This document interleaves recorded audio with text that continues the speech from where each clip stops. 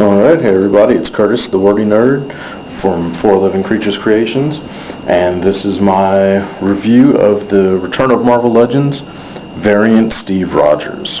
Alright, so I'm using a 100-point system, okay, and that allows me to get a little more detailed and in-depth with my review and my assessment of each of the points along the way. Alright, so we'll start with the quick scale, and I'm going to attach right down here at the bottom of the screen a running total for you so that you can see what I'm awarding points to, for, and why. Alright, so we're going to start with it. This is the variant Steve Rogers, and as you'll notice there a little bit, there's no blue highlighting on this figure's body. Alright, that blue overspray is only on the non-variant. But in place of that, what this one gets is the translucent shield. Okay? So, it's supposed to be his photonic shield there.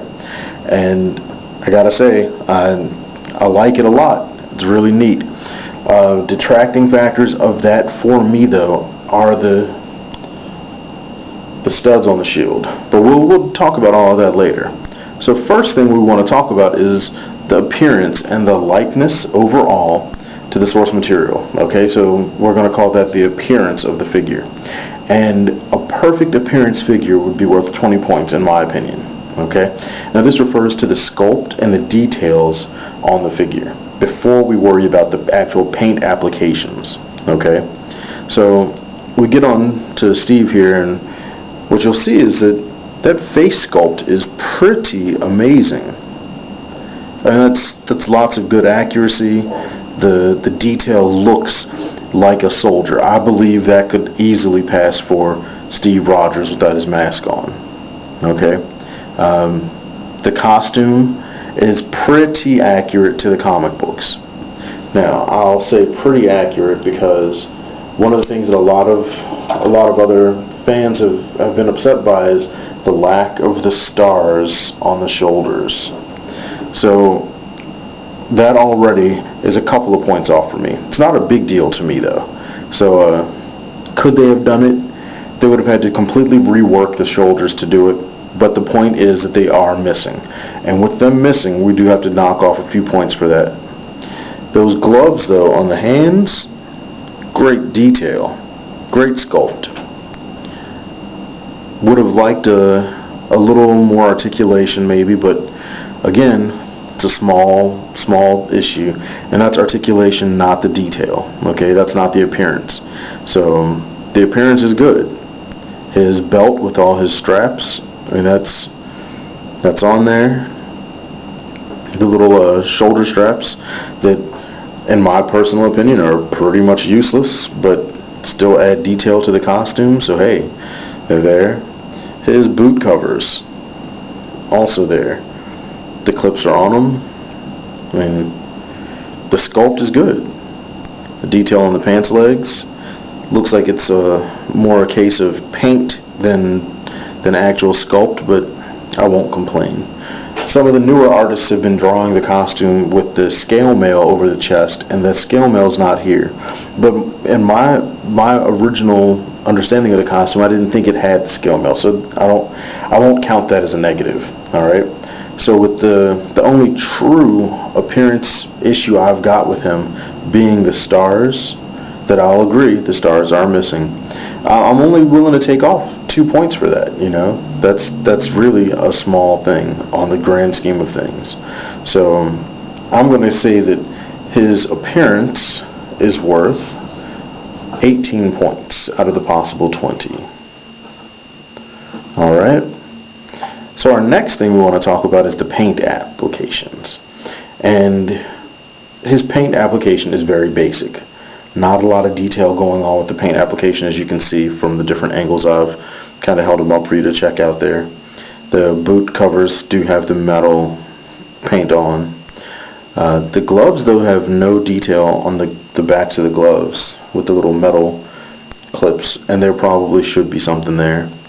The belt is missing some detail too, so that's kind of a kind of detracting, but it's a small thing. It's not a really big deal overall. I don't think, but I mean it's comic book related, so it's really hard to say what colors are necessarily supposed to be there, which colors aren't. The actual wrist itself, if I tilt it, you might be able to see that line of flesh color there. And that flesh color is where the black on his arms, his forearms, doesn't really match up all the way because they didn't use black plastic. They used Caucasian flesh color plastic and then just painted over it. So that line is present on both forearms to a minimal degree, but it's there. So it breaks up the appearance a little bit in terms of the paint application. So with the clips being missing, and then with the Caucasian flesh showing through the costume, there's no real detail anywhere else on the figure. There's no highlighting, no dry brushing, no ink washes or anything else. The appearance it's solid paint for the most part, but it's not taking that extra mile. So we've got to take points off for that. So the paint application, from a possible 20, we're going to drop that one down by, I'm going to have to give it a -6 because that's both sides there. There's no ink washes, no highlights or anything. While I still like the appearance, don't get me wrong, there is more they could have done, and those little elements would have definitely improved it. So we're going to go with a total 14 for the paint application. Alright, now we're going to go to his articulation. And now this base body is mostly done from the Punisher body from Toy Biz, or the Shield Agent body that Hasbro's used. And so he's got the same neck articulation, the wheel and the no spokes on the outside, so there's no ugly neck pegs, which is nice.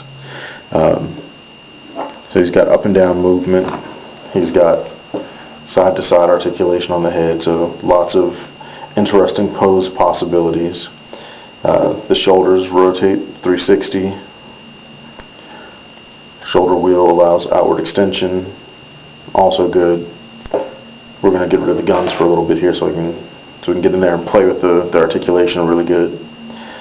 Abdominal crunch allows, again, dramatic positioning and poses, which really, if you're into opening your figures, that's one of the things you're looking for, right? Is you want to be able to put them in dramatic positions and poses, and that tilt of the body definitely adds to the body language. So when you get into the body language side of it, this is crucial, in my opinion. This will always get a figure a higher grade in terms of articulation with that ab crunch, because it allows the figure to retain a more realistic positioning. And based on current toy technology, that's pretty much the best we can ask for, I think. Alright, he's also got the waist swivel, so ab crunch, waist swivel, it's good. It's got the hip ball that a lot of people don't care for. They say that it's ugly and it's unrealistic, but the range of motion is what I'm more interested in there, and I don't find that it detracts from the appearance that much. Okay, I don't think it's big enough of a deal to complain about it. So, in fact, I personally actually like the hip ball because of the range of motion it allows for. I mean, I can get a good solid side kick pose going that some of the other toy lines couldn't do because of the way they do their leg articulation, right? It's got double elbows, which instead of just being stuck with a little degree angle there, we can get all the way up there. So once again, a little bit more dramatic positioning offers more options, and that's what we want at the end of the day, is more options. The forearms have the swivel, which is good, but now we get down to the wrist, and the wrist is lacking. In some of the other figures I'm going to show you from the new stuff, they have the wrist hinge, and where the Shield Agent even has an articulation right here in the wrist, Steve is lacking that. Steve does not have that extra bend, that flex in the wrist. So his hands are pretty much stuck straight on with the ability to rotate, and that's it. No bending, no flexing, and that's It's not crucial articulation, but it would have been nice. It definitely detracts, since the previous version of this body had it. So for him to not have it feels like we've moved backwards technologically, and backwards technologically is not usually something desirable. All right. He's a double articulation in the knees, so double knees. It means that instead of a simple bend, once again, we can get that slight extra articulation in there. That extra bend allows for a little bit more range of motion, as you see. So, I mean, it's not the end of the world if a figure does not have it, but it definitely is desirable just to know that the option was available. Okay. Now we get down here to the shins and the feet. No swivel in the shin itself, which isn't that big a deal as long as the foot swivels, but the range of swivel on the foot is very limited. The boot covers are flexible enough to allow you to move it, and the ankles do bend, right? But there's no toe articulation, and that toe articulation will play a role when we get into the balance of the figure later on. Okay? So overall, we're only missing 2 of what I consider important but not critical points of articulation, and that's the toes and the wrist. Okay? Some people want the fingers to flex and stuff. I don't find the finger articulation necessary. If it's not something actually important to that specific character, I don't see any reason for it. So it's not necessary for Steve Rogers. I don't think it's necessary for the figure. The toes, on the other hand, definitely would allow for more range of articulation, more poses. So we're going to knock off for the lack of wrist and for the lack of toes, and we're going to take off 2 points for those 2. So that's a total of 4 points off in articulation. Alright, he's got the foot pegs, and there's a detail that I skipped over talking about earlier is the bottoms of his boots even have the little star imprints on them. Okay, so you know the figure overall is an amazing figure, but we're gonna jump back to that in a little bit. Alright, so with 4 points off of a possible 20 for articulation, we have 16 points for articulation. Now, balance. Balance for me is only worth 10 points because honestly, a figure should be able to stand on its own, period. And if in a very basic position, I should be able to stand my figure up, and he should stand on his own without me worrying about, oh, he can't do it. I need some special tricks. He accomplishes that perfectly. Now, one of the other aspects of balance, and this is where that toe articulation comes in, means that it's not just a static pose, though. What about when I want to put him into a dramatic pose? Can he still maintain that balance? And he has enough articulation options that with a little tiny bit of trial and error, you can get some neat positions out of him. Alright? If I want him to block Iron Man's blast using his photonic shield, I can get him under the shield with a crouched position of some sort, you know. Bend the legs, arch the chest, throw the arm up, spread the legs open just a touch, and tilt him. And he'll hold that pose just fine. Now, just so that you can visualize a little better, I'm going to have my lovely assistant pass me an Iron Man, and we're going to put Iron Man over there just so you can see the vision of what I'm explaining there. Alright? So if you've got an Iron Man posed to shoot, there you go. Steve looks like he's ready to fight. Okay? So the balance for Steve is pretty good. That's worth a solid 10 for me. Minus the toes, the toes definitely would let those feet and ankle rockers would help too. So I probably should have taken off for the lack of ankle rockers and the articulation field. So we're going to go back and adjust the articulation, and we're going to drop that down an extra 2 because those ankle rockers definitely help with the final balance.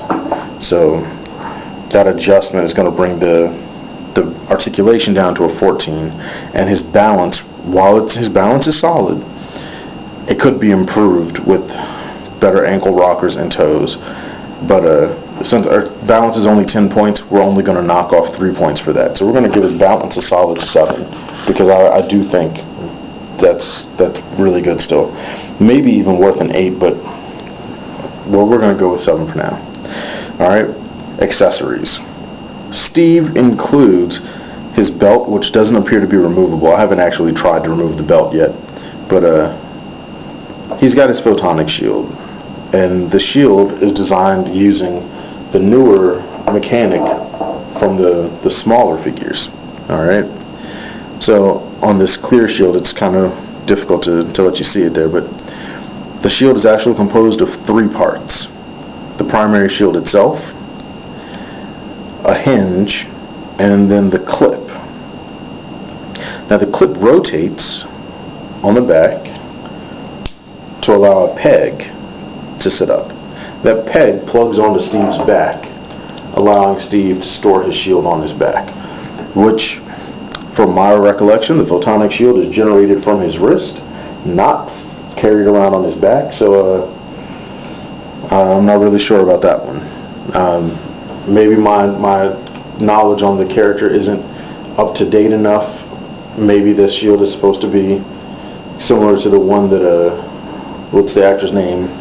Jeb Brown, I think, something like that. There was a Captain America in the 70s on the TV series. It's supposed to have been the son of Captain America with his clear plastic shield. So, but I like the shield a lot. It's really well manufactured, even if it's not 100% accurate to the source material. All right. Steve also includes a pair of twin pistols, and these pistols look great. The paint application on the pistols could be a little better, maybe an ink wash or something, but you know what? Honestly, guys, that's not a big deal to me. The sculpt on the guns is amazing. The little laser sighters underneath, I mean, it's really good looking accessories. So accessories had a total point value of 10, and I'm going to score a full 10 on that. I see nothing wrong with the accessories, and I don't know how much else he could have included that they didn't include, such as like a display stand maybe, but a display stand is not critical to his posing, so we're gonna keep going with that. He's gonna score a solid 10 for his accessories. Now we're going to get to the fun factor, and the fun factor is what it's all about for me.